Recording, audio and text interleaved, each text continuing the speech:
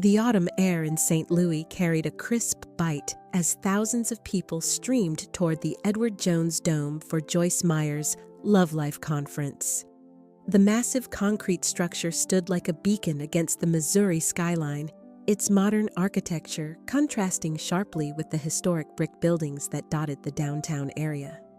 Street vendors lined the sidewalks, selling everything from hot coffee to inspirational books, their voices mixing with the excited chatter of conference attendees. Among the well-dressed crowd, a figure sat quietly on a worn cardboard box near the main entrance, almost invisible to the rushing masses. Sarah Martinez had been living on the streets for 8 months, ever since losing her job at the local diner and subsequently her small apartment.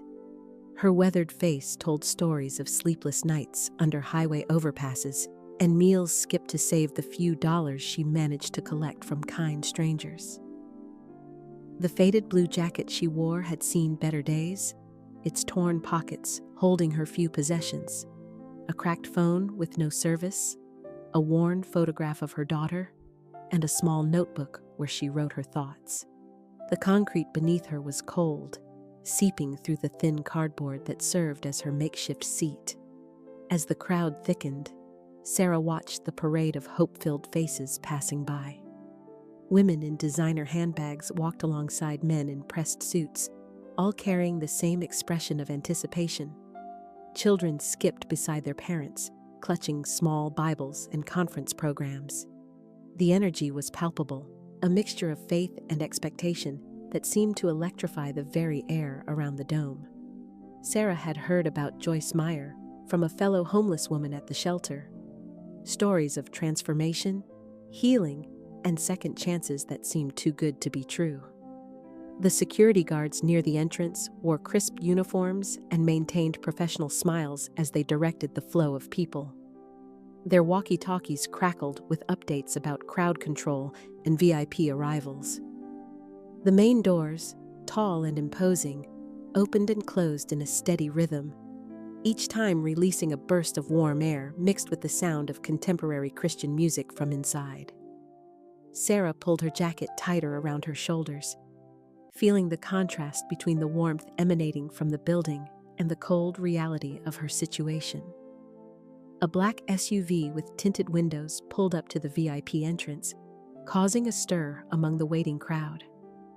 Conference volunteers quickly formed a protective corridor, their bright yellow shirts creating a human barrier. The excitement was infectious. Phones came out, people pressed closer, and whispers of, "Is that her?" rippled through the gathering. Sarah found herself leaning forward, curiosity overcoming her usual instinct to remain invisible. She had never seen a celebrity in person, let alone someone whose words had reportedly changed millions of lives. The vehicle's door opened, and Joyce Meyer stepped out with the grace of someone accustomed to public attention. Her silver hair caught the afternoon light, and her warm smile seemed to encompass everyone in her line of sight. She wore an elegant navy blazer that spoke of success without ostentation, and her presence commanded respect without demanding it. The crowd's energy shifted from excited anticipation to reverent admiration as she began walking toward the entrance, pausing occasionally to wave or offer a quick word to reaching hands. Sarah watched, transfixed, as this woman who had built an empire of hope moved through the crowd. There was something different about Joyce Meyer. Not the untouchable quality Sarah expected from someone of her stature, but an accessibility that seemed to bridge the gap between the stage and the street. Her eyes scanned the crowd with genuine interest, not the practiced sweep of someone going through the motions. It was in this moment that Sarah felt an inexplicable pull, a voice inside her head that seemed to whisper, "Stand up." The rational part of Sarah's mind screamed warnings about making a scene, about drawing unwanted attention to herself. She was acutely aware of her appearance, the stained clothes, the unwashed hair, the smell that came from too many nights without proper facilities. The last thing she wanted was to embarrass herself in front of thousands of people, or worse, to be forcibly removed by security. Yet something deeper than logic was moving her, a desperation that had been building for months and was now demanding to be heard. As Joyce Meyer drew closer to where Sarah sat, the homeless woman felt her heart pounding against her ribs. The noise of the crowd seemed to fade into a distant hum, and time appeared to slow down. She could see the details of Joyce's face now, the laugh lines around her eyes, the genuine warmth in her expression, the confidence that came from years of overcoming her own struggles. Sarah's hands trembled as she gripped the edges of her cardboard seat, knowing that in the next few seconds, she would either find the courage to act or watch this moment slip away forever. The choice was hers, and the weight of it felt heavier than all the months of hardship combined. Sarah's legs felt like lead as she slowly rose from her cardboard seat, her movement causing a few nearby conference goers to glance in her direction with a mixture of curiosity and discomfort. The height difference between sitting and standing made her feel exposed, vulnerable in a way that went beyond her physical appearance. Her worn sneakers, held together with duct tape, seemed to echo against the concrete as she took a tentative step forward. The autumn wind caught her unwashed hair, and she instinctively reached up to smooth it down, a gesture born from muscle memory of better times when her appearance mattered in different ways. The security detail noticed her movement immediately, their trained eyes assessing potential threats with professional efficiency. 2 guards shifted their positions, creating a subtle barrier between Sarah and the VIP corridor, where Joyce Meyer continued her approach. Their hands moved instinctively toward their radios, ready to call for backup if this disheveled woman posed any danger to their charge. The crowd around Sarah began to part, some people stepping back with expressions of concern or disgust, others watching with the morbid fascination of witnessing something unexpected unfold in real time. "Excuse me," Sarah called out, her voice cracking from disuse and emotion. The words seemed to disappear into the ambient noise of the crowd, barely audible above the chatter and street sounds. She cleared her throat and tried again, this time with more force. "Excuse me, Miss Meyer." The second attempt carried further, reaching the ears of several conference attendees who turned to locate the source of the interruption. A ripple of awareness began to spread through the immediate area as people realized something unscripted was happening. Joyce Meyer's head turned at the sound of her name, her experienced eyes quickly scanning the crowd to identify who had called out.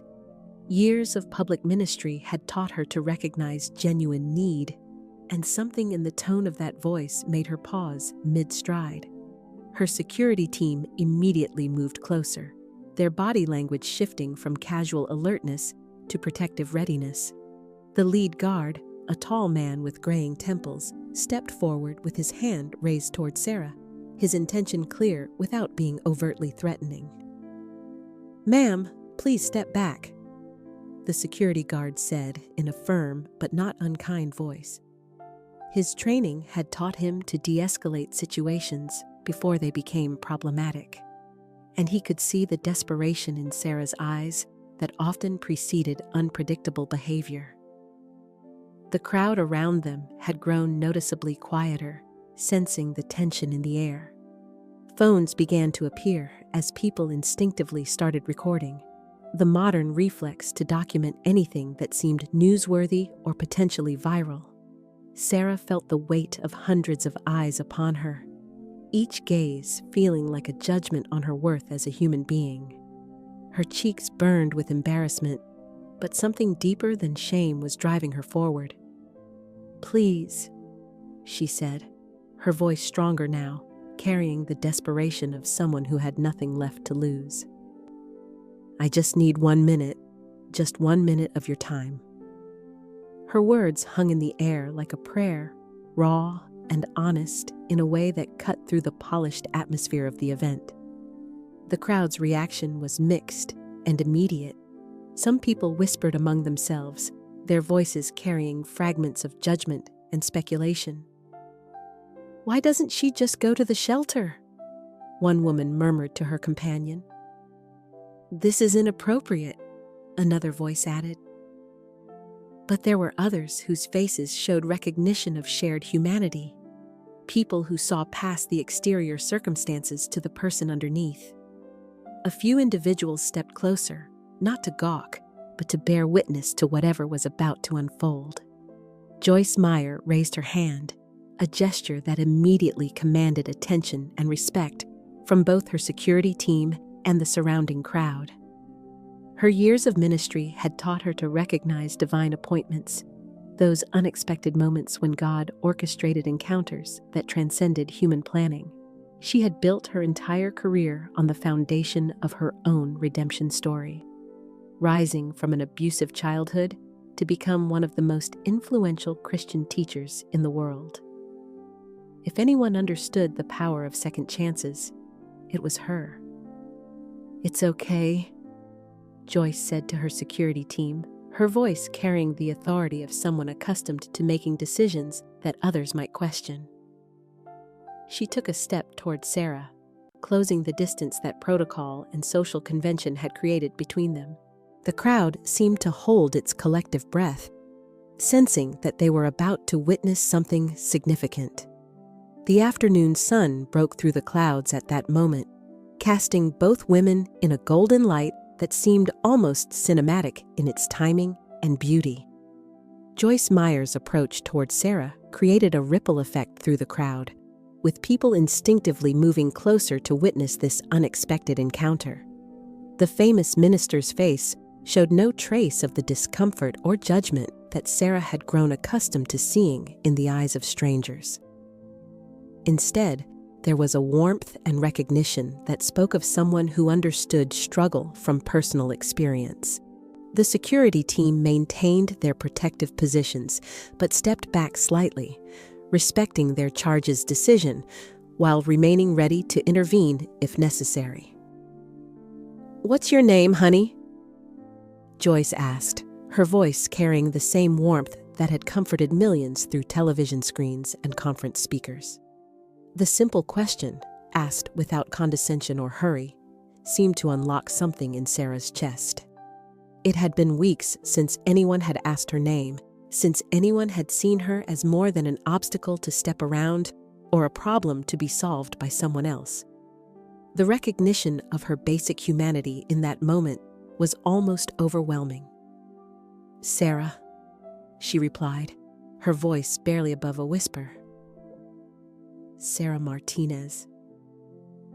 The act of stating her full name felt like reclaiming a piece of herself that had been lost in the daily struggle for survival. She straightened her shoulders slightly, a reflexive response to being addressed with dignity.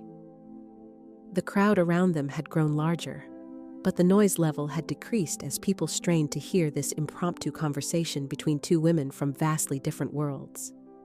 Joyce nodded, as if Sarah's name carried weight and importance. "Sarah, it's nice to meet you. I can see you're going through a difficult time." The acknowledgement was simple and direct, without the platitudes or quick fixes that well-meaning people often offered. There was no attempt to minimize Sarah's situation or rush toward a solution. Instead, Joyce's words created a space for Sarah's reality to exist without shame or the need for immediate transformation. The homeless woman felt tears welling up in her eyes, threatening to spill over in front of all these strangers. "I lost everything," she said, the words tumbling out with the force of months of suppressed emotion. "My job, my apartment, my daughter won't even talk to me anymore. I've been sleeping in doorways and under bridges, and I don't know what to do anymore. I heard you speak about hope, about God having a plan, but I can't see it. I can't see any way out of this." The raw honesty of Sarah's confession created a profound silence in the immediate area. Even the street vendors seemed to pause their hawking, sensing the gravity of the moment. Joyce's eyes never left Sarah's face, her expression showing the deep empathy of someone who had walked through her own valley of despair. She understood that this wasn't just about homelessness or poverty. It was about the complete breakdown of identity and purpose that could happen to anyone under the right circumstances. "Sarah, I want you to know that your life has value," Joyce said, her words carrying the conviction of absolute truth. "Not because of what you have or don't have, not because of your circumstances, but because you are a human being created with purpose and dignity. What you're going through right now doesn't define who you are or limit what God can do in your life." The crowd around them had grown completely still, many people wiping away their own tears as they witnessed this moment of grace. A woman in the crowd, dressed in an expensive coat and carrying a designer purse, stepped forward.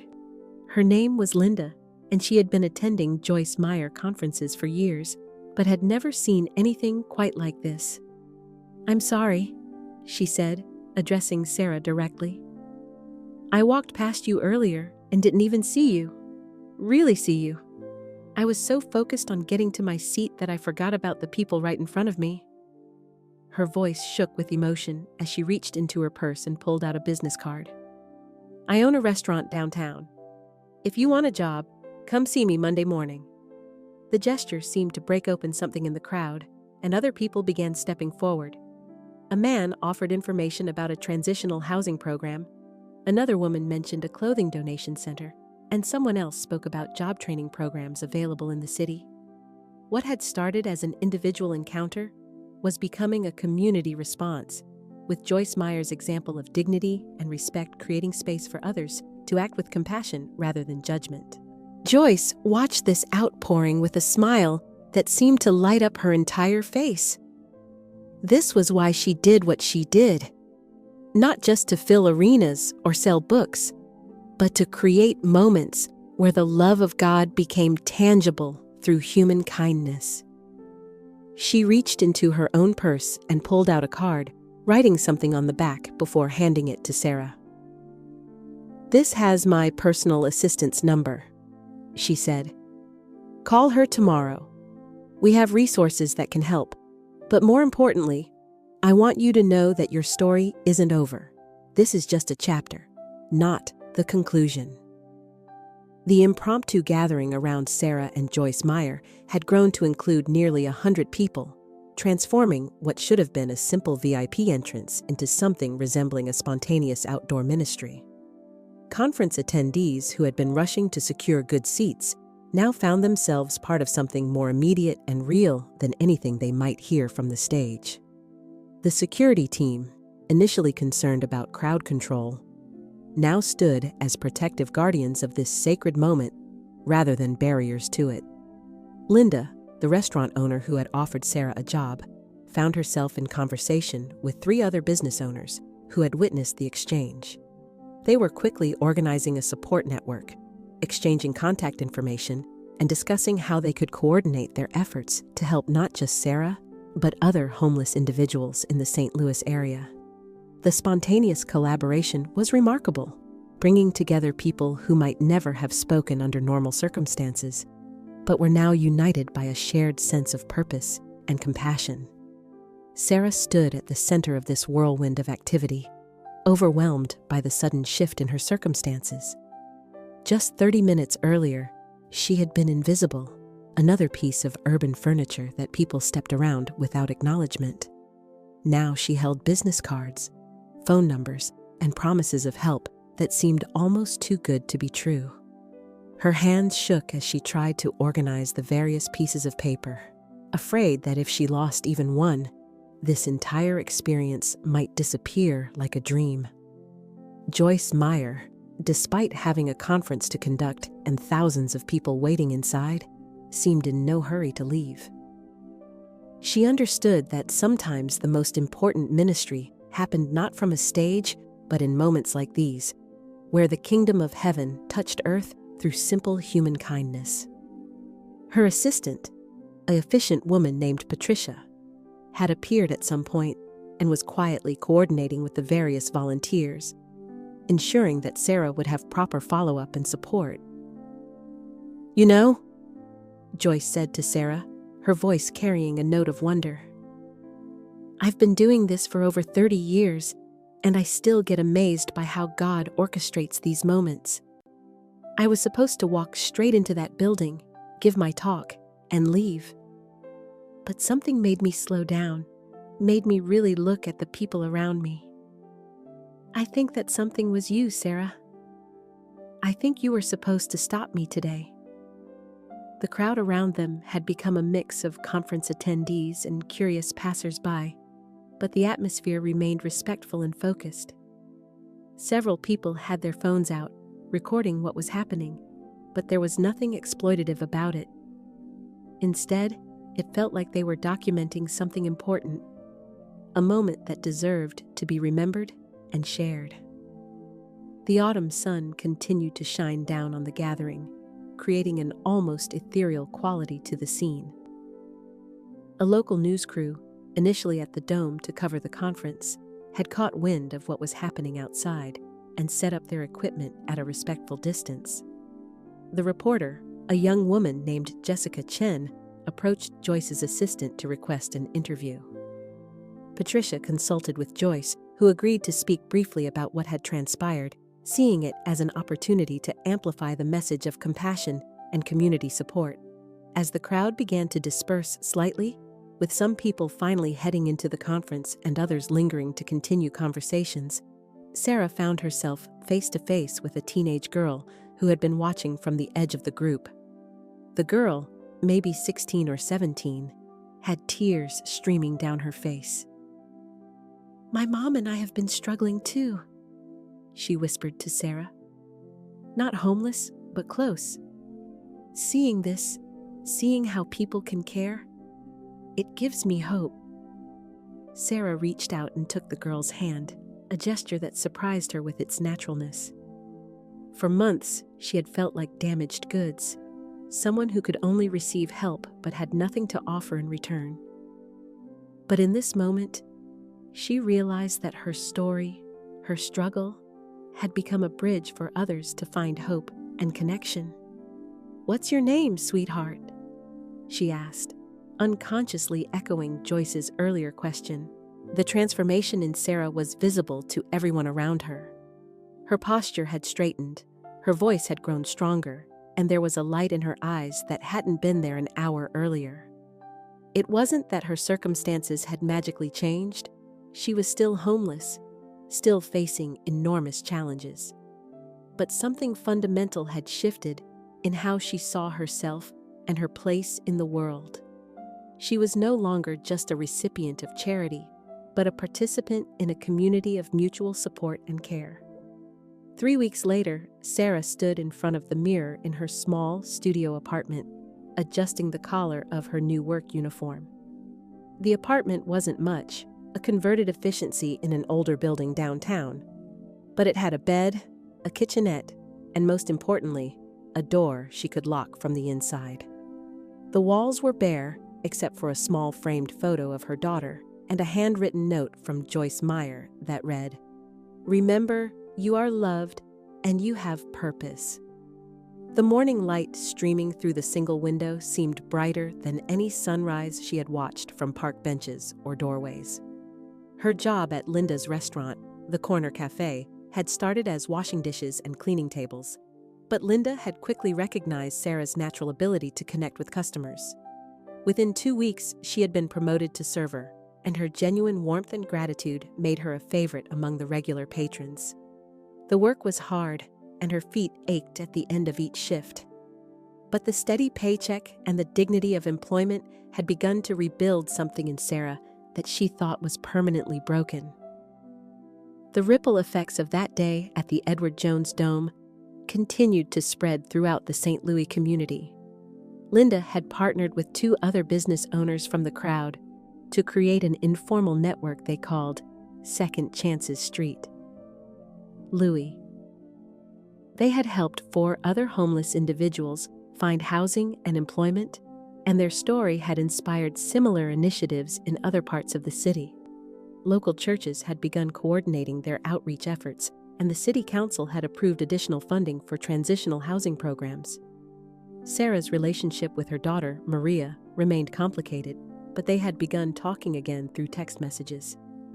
Maria, who lived in Chicago with her own family, had seen the news coverage of her mother's encounter with Joyce Meyer and had reached out tentatively. Their conversations were careful and limited, but they represented the first crack in a wall that had seemed impenetrable. Sarah carried her phone everywhere, hoping for those brief messages that reminded her she was still someone's mother. Joyce Meyer had kept her promise to stay connected with Sarah's journey. Through her assistant Patricia, she had arranged for Sarah to attend a financial literacy class and had connected her with a counselor who specialized in helping people rebuild their lives after major setbacks. The famous minister had also invited Sarah to share her story at a smaller conference the following month, an opportunity that terrified and excited her in equal measure. The local news story about the encounter had gone viral on social media, sparking conversations about homelessness, compassion, and the responsibility of communities to care for their most vulnerable members. Sarah had been amazed to receive messages from people around the country who had been inspired by her story. Some shared their own struggles, others offered encouragement, and many simply thanked her for reminding them to see the humanity in everyone they encountered.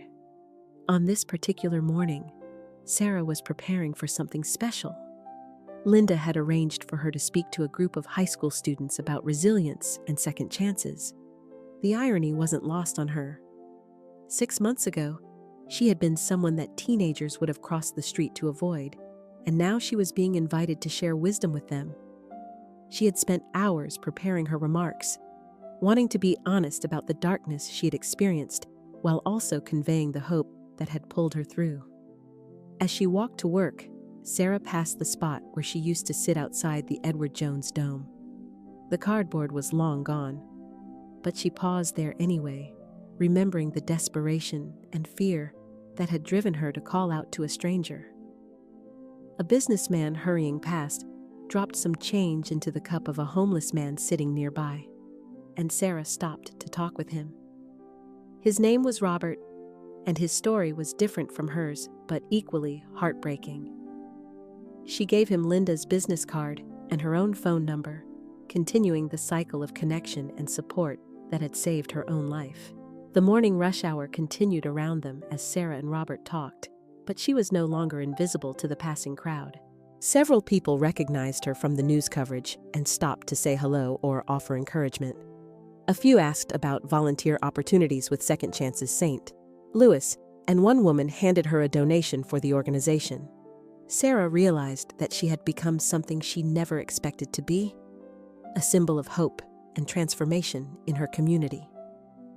As she finally headed toward the restaurant, Sarah reflected on how dramatically her life had changed since that autumn afternoon, when desperation had given her the courage to call out to Joyce Meyer. She still faced challenges, rebuilding credit, saving for a better apartment, working toward reconciliation with her daughter, but they no longer felt insurmountable. She had learned that sometimes the most profound changes begin with the simple act of one person seeing another person's humanity and responding with love instead of judgment. The homeless woman who had stopped Joyce Meyer that day was gone, replaced by someone who understood that her story of redemption was just beginning, and that the best chapters were still to be written. Sometimes, the most powerful moments in life happen when we least expect them. Sarah's story reminds us that behind every face we pass on the street, there's a human being with dreams, struggles, and an incredible capacity for transformation. What started as a desperate cry for help became a ripple of compassion that changed not just one life, but an entire community. We live in a world where it's easy to look away, to assume someone else will help, to convince ourselves that we're too busy, or that our small actions won't make a difference. But Sarah and Joyce Meyer's encounter proves that sometimes all it takes is one person willing to stop, to see, and to act with love instead of judgment. The truth is, we all have the power to be someone's Joyce Meyer. We all have the ability to see past circumstances and recognize the inherent worth in every human being. Whether it's offering a job, sharing a meal, or simply acknowledging someone's existence with dignity and respect, our actions can become the turning point in someone's story. Sarah's transformation didn't happen because of a miracle or magic. It happened because people chose compassion over indifference, connection over isolation, and hope over despair. Her story continues to inspire others because it reminds us that no matter how dark our circumstances may seem, there's always the possibility of a new chapter, a fresh start, and a community ready to help us write it. What did you think of Sarah's incredible journey? Have you ever experienced a moment where someone's kindness completely changed your perspective? Share your thoughts in the comments below. I'd love to hear your own stories of compassion and transformation. And if this video touched your heart, please consider subscribing to our channel for more inspiring stories that remind us of the power of human connection and the difference we can make in each other's lives. Thank you so much for watching and for being part of this community that believes in the power of hope and second chances.